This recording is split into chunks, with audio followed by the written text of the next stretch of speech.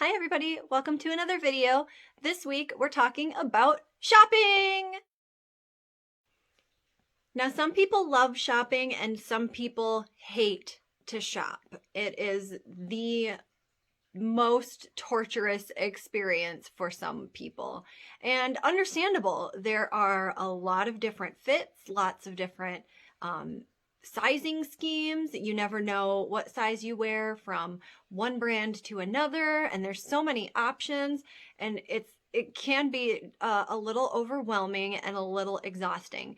But I'm going to give you some tips today to shop like a stylist so that your experience is a little more enjoyable. So there's 3 things that you need to keep in mind when you go shopping to shop like a stylist. First, you want to have a plan. Second, you want to shop alone. And third, you want to take a tape measure. So you want to have a plan when you go shopping. First and foremost, you're going to want to make a list. You should have ideally gone through your wardrobe at this point and you have an idea of what it is that you need to replace. Things that were in poor condition that you got rid of, they didn't fit anymore, they're not your style any longer, and all of that ideally would be done before you make this list. It's not necessarily like a crazy wish list with hundreds of items. You're really looking more for your staples and maybe a couple of fun pieces to really put that punctuation mark on your wardrobe, add a little pizzazz. So you're going to take your list and then you're going to go online and do a little pre-shopping. Now, pre-shopping may actually be the shopping given the current circumstances around COVID. So what you really want to do is just know what it is that you're looking for and zero in on those items only. Be as specific as you can with your search keywords. So if you want a white button down, there are tons of varieties. There's linen, you might even get men's if you're just Google searching. So, you want to make sure that you type in as specific a search as possible. So in the example of the white button down, you would want to say white women's button down blouse or white women's button down dress shirt. These are just a couple of options, and you can kind of tweak it as you see what pops up and find out what keywords work and what keywords aren't working to get you the items that you need. And maybe you'll even see on another website an item that you like, and you can copy and paste that description and into your search instead of creating your own from scratch. And that will give you some like items at other retailers across the web. So once you've done your pre-shopping for shopping in the real world scenario, and online, you can pre-shop around, look at different places. But what the point of pre-shopping is to give you an idea of where you can go to get what you need. So if you're looking specifically at stores around you, you can pre-shop. If you have a Macy's near you that you like to go to, or White House Black Market, any of those stores that are near you that would have the item, or you would expect to have the item, you can check their website to see what they've got. And a lot of retailers today will even tell you if they have it in store, in stock. And then when you're going on a real world excursion to go shopping, you want to make sure that you dress comfortably. So right now it's winter, it's cold.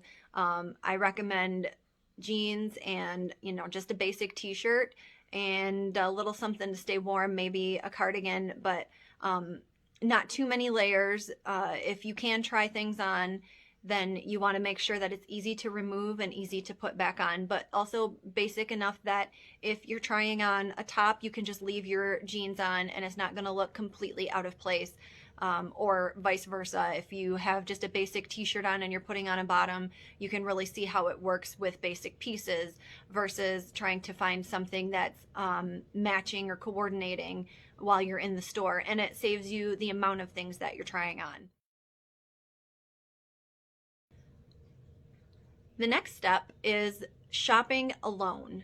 So this is really all about giving you time to focus and keeping you from getting distracted by all of the shiny objects, as I would say.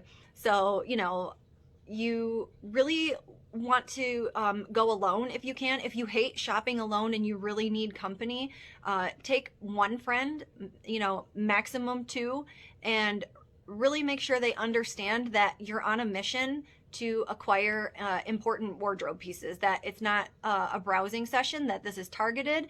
You know, show them your list of what you're looking for and the places that you're looking to go to. And if they're not 100% in and on board with your game plan, then go completely alone. And, you know, don't rush. Make sure that you're taking your time. By being alone, this gives you the time that you need to focus on what you're looking for. So you don't want to cram this into a lunch hour. You don't want to do this, you know, after work, hurried before you have to get home and make dinner for, you know, a whole family of starving people. You want to make sure that you have ample time to focus on yourself, because really this is about caring for your physical body. Even though it's clothes, you know, as we talked about, clothes are really our personality on the outside. So you want to make sure that you're doing yourself a favor and taking time to really consider what it is that you're getting to put on your body. So once you're in the store, of course, they're going to be, you know, employees asking, you know, do you need anything? Are you okay? They might hover, depending on the store. Maybe they're on commission, so, you know, they're going to ask you a few times. And don't feel pressured to take any suggestions or to heed their advice. But if you do need help, ask for help. Find someone in the store who looks stylish and put together, like they care about their appearance, and ask them for their opinion on something. If you're not sure how an item should fit, a lot of store employees are very familiar with the way things should fit. And, you know, just keep in mind that they're not encyclopedias, but that they may be able to provide you with a general idea and ease the pains of trying to figure it out all on your own.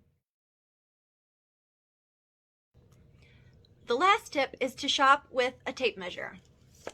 One of these bad boys. This is just a cheap little floppy, like tailor's measure. You can get a tiny retractable one. I think I picked one up at Walmart for $2, and you can keep it in your purse so that it doesn't create a mess. Like trying to wind this up and keep it in your purse nice and neat can be a kind of a pain.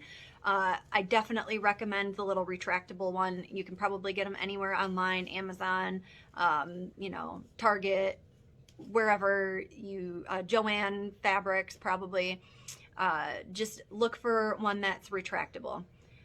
So the reason you're going to want a tape measure is, as we alluded to in the beginning of the video, sizes and styles and the way that sizes and styles fit are going to vary sometimes incredibly greatly between different manufacturers. Where you're a size 6 in one store, you might be a 10 in another store.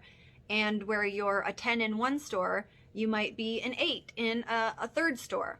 So make sure that you know your measurements. If you're not sure how to measure, there are lots of guides online that show you some essential measurements, and you know, write those down for yourself so you have them. And take that tape measure and just use your typical size as a starting point. So like I mentioned, maybe you're a 6 in one store, an 8 in another store, and a 10 in a third store. So start with the 8 and measure it out from there. So for example, with this little blouse I have here, I will demonstrate. I happen to have measured myself earlier. This part across here on me is about 14.5. I add a 1/2 inch for a little ease so that I'm not feeling like a mummy wrapped in my clothes. And then I measure the garment. So, all right, so you're gonna take your item. It'll still be on a hanger in the store, of course, and you just take your tape measure. And for me, I measured from here to here for in my shoulders, because when you move around a lot in your shoulders, you know that's a very tight place, especially across your back. So that's probably one measurement you're definitely gonna want for like coats and blouses that don't have any stretch. So for this one here, I measured across the front because this doesn't really have a lot of give, and it has these pleats in it. So I don't know how they'll play in once it's fitting, or how it will fit once that's on my body with those pleats. So then you just measure from the seam all the way across to the other seam. And I had measured myself at about a 14.5, so 15 is probably the minimum of what I'm gonna want. And this shirt here happens to be right at about 15. So this should give me the ease that I need in the front. And now obviously you're gonna wanna take things into the fitting room, try them on, or take it home and try that on at home where you are in a comfortable space and you can look inside your closet, pair it with other items. I think taking things home and trying them on is definitely the more ideal. Just make sure you're disciplined to take it back within the allotted amount of time if it doesn't work for you. I hope you found these tips useful, and if you have any others, leave suggestions in the comments. I'd be happy to share them, highlight them, and do yourself a favor and take some time. Make sure you have your plan, go in and focus, and don't get intimidated by numbers on tags as far as sizes go. Know your measurements, know your body, and know that clothes aren't made for specific bodies. They're made for a general idea of a body. And just love yourself and buy things that make you feel beautiful. So till next time, mind your style.